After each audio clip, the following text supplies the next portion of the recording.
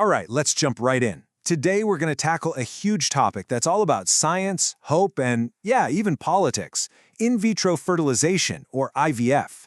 There's been some recent action from the White House that's put this incredible technology right back in the spotlight. So let's break it all down. What it is, how it really works, and why it means so much to so many people.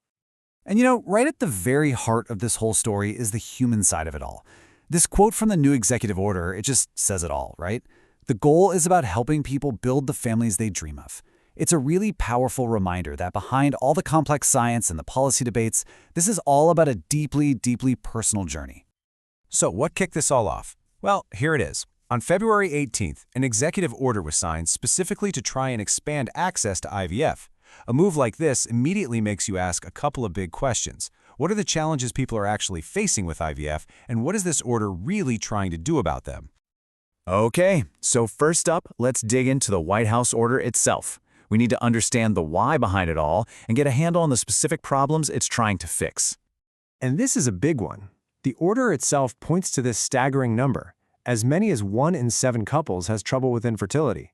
So we're not talking about some rare issue here. This is a really widespread challenge that affects millions of people, turning that dream of starting a family into a tough emotional and oftentimes financial battle.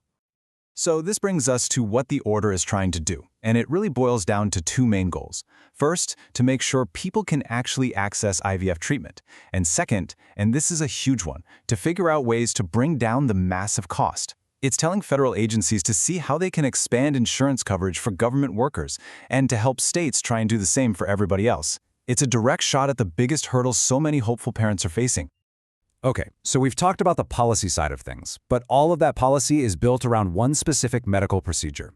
So that begs the question, what exactly is in vitro fertilization? Let's get into the science. At its core, the definition is actually hiding right there in the name. In vitro, that's just Latin for in glass. It's a process where fertilization, the moment an egg and sperm combine, happens in a lab dish instead of inside the body. It's a huge part of what's called Assisted Reproductive Technology, or ART for short, which is basically the umbrella term for all the medical procedures used to treat infertility. And the journey of this science is just remarkable. Think about it. The very first child born using IVF, a little girl named Louise Brown, was back in 1978. Since then, the technology has just evolved like crazy. By 2023, it's estimated that 12 million kids around the world had been born thanks to these techniques. I mean, what once sounded like pure science fiction is now a totally mainstream way for people to become parents. So how does this whole journey, from the lab to hopefully a healthy pregnancy, actually happen? Let's walk through the key stages of what this process really looks like. Okay, so a typical IVF cycle can be broken down into 5 main steps. It all starts with ovarian stimulation. That's using medication to help the body produce multiple eggs at once. Then you have the egg retrieval, which is a minor surgical procedure to collect them. After that, it's off to the lab for fertilization, where the eggs and sperm are introduced. The resulting embryos are then cultured for a few days while they grow. And finally, you have the embryo transfer, where 1 or more of the healthy embryos are placed into the uterus. Now, as you can probably imagine, going through all of that means the stakes are incredibly high, both emotionally and financially. So let's look at the 2 really critical factors that every potential parent has to weigh: the cost and, of course, the odds of success. And this is where the financial reality hits hard. It's a key figure that's even mentioned in the White House order. A single cycle of IVF can cost anywhere from $12,000 all the way up to $25,000. And remember, as we're about to see, 1 cycle is no guarantee, which means that costs can multiply and fast. And this data right here really shows you the powerful effect age has on success. For a woman under 35, the chance of a live birth from 1 cycle is actually over 50%. But that number starts to drop. For women between 38 and 40, it's down to about 26%. And for women over 42, it falls to just 4%. Age is, without a doubt, one of the most significant factors in the outcome. So you see the problem, right? You've got this incredibly high cost for every single attempt, combined with success rates that are far from a sure thing.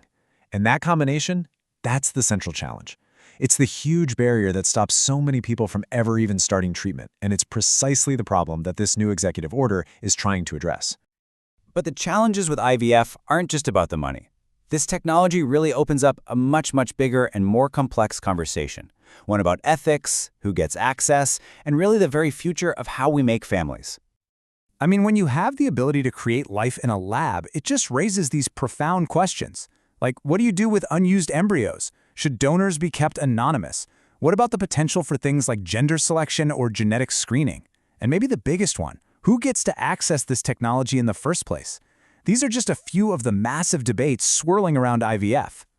And what makes it so tough is that there are no easy answers here. None. Because these questions force us all to deal with really deeply held personal, religious, and ethical beliefs all at once. And these debates are happening constantly. In our society, in our courts, and in our governments, shaping the legal landscape for families everywhere.